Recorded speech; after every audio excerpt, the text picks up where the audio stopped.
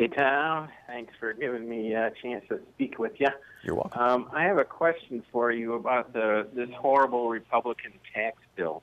Let's call it a tax scam, because that's really what it is. Yes, indeed. So we have corporations have a nominal 35% tax rate, but they're actually paying 18%. Correct. So that means that they have at least 17 percentage points of loopholes and deductions. Right. So if they lower the nominal rate to 20% and they don't eliminate those loopholes and deductions, which they haven't, they start paying 3%. That means corporations will essentially be paying, on average, almost nothing in federal taxes. Do you think that's correct? Your math is, as far as I can tell, perfect. Yeah, I mean, I just haven't seen that aspect discussed in any of the media coverage of this. No, it's because the media coverage, the problem with media coverage in the United States right now, and this is a really serious problem that is not being discussed because the media, of course, doesn't want to discuss it.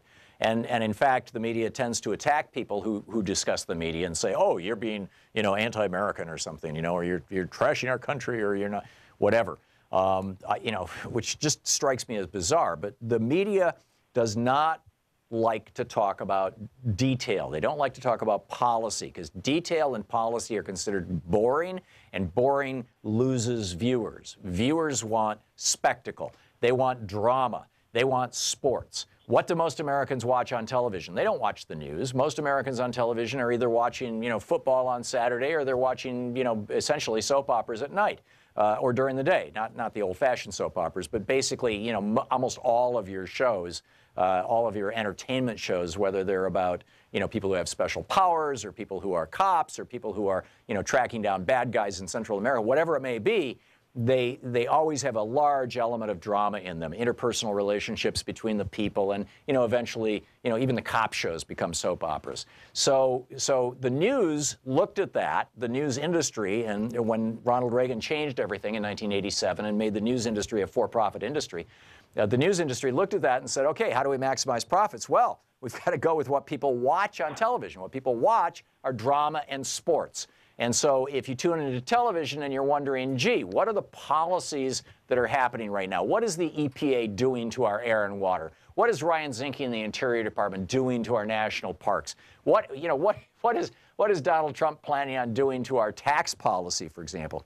You will not find the details. You will not learn the details unless they just happen to be bumper stickers, right? Oh, it's just for the rich. Or, oh, no. It's everybody get 20, every average, right? Average American, that, you have to include Bill Gates and David Koch in an average, right? Average Americans will get $2,000 a year in tax breaks. Not true, of course. Or maybe it is true if you two average, but it assumes this enormous economic growth. But the point of the matter is that all you're going to get out of the media when it comes to actual factual information is the bumper stickers, because the bumper stickers will then be attached to the butt, basically, or the tail, the bumper on the back of the car. Let's say, get away from sexual metaphors.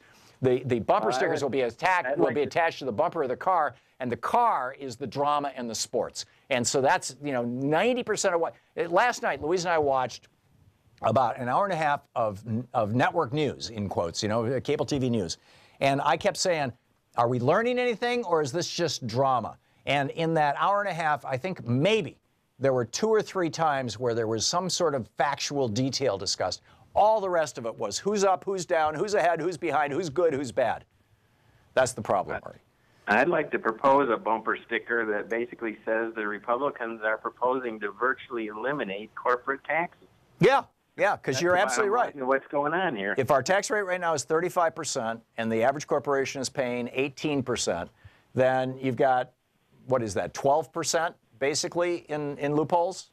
No, 35. That would be 17%. You're right, 17%. Yeah. And so you drop that top tax rate from 35% down to 20%, and you still have 17% worth of loopholes. You're paying 3% in taxes. And corporations in America are loving the idea of that. The stock market is loving the idea of that. Who's going to get screwed as a consequence of that? Average taxpayers, you, me, the people who work here, and anybody who's making less than a couple $100,000 a year is going to get screwed by this. And increasingly, Well, actually, if they do away with the alternative minimum tax, people making a couple $100,000 a year are going to do very well, too. It's going to be basically anybody making less than $70,000 a year or $100,000 a year is going to get badly screwed by this bill. So, Marty, thank you for the call. Well said. Jim in Sammamish, Washington. Hey, Jim, what's on your mind? Yes, good morning, Tom. So I thought that Canadian doctor was really encouraging. I'm going on the negative side of things. And I think that the conservative agenda is the elimination of people from contention for resources, like he was saying about dirty air and water. And how they're doing that is accumulating money and power to disenfranchise people. So yeah, particularly and by of what's going on in the world is Naomi Klein's The Shock Doctrine, which you could probably talk about in short form. Yeah, by disenfranchised, do you mean prevent from voting, which I believe is the actual technical definition of that, or do you mean just bumping people out of the economy? I think that the conservative agenda of eliminating competition for resources is similar to the bubonic plague, because if you look at the people that died in the bubonic plague, they were denied medical services, they lived in squalor, they didn't have enough money to buy food or have living conditions be better. And you look at the conservative policies, and it's the same difference. Disenfranchise people, keep them barefoot and pregnant, as you said one time, living paycheck to paycheck. Yeah. And Naomi Klein really outlined from the 1950s, and I forget the guy who got the Nobel Prize out of the Chicago Institute there. You're talking about Milton Friedman? Methodology for hunters in coordination with the World Banks to sell a country's resources like coal or whatever, metals. Right. And then the hunter just stores the money that the World Bank gave them in a Swiss bank account. Yeah. But at any rate, if you could talk about that, I think we just did. Understand. Jim, thank you very much for the call. It's great to hear from you. Excellent points, all, Jim. I mean, the conservative agenda boils down to money. That's really what it boils down to. You know, you'll hear sales pitches about Christianity and everything else. It's really about money, including the mega churches.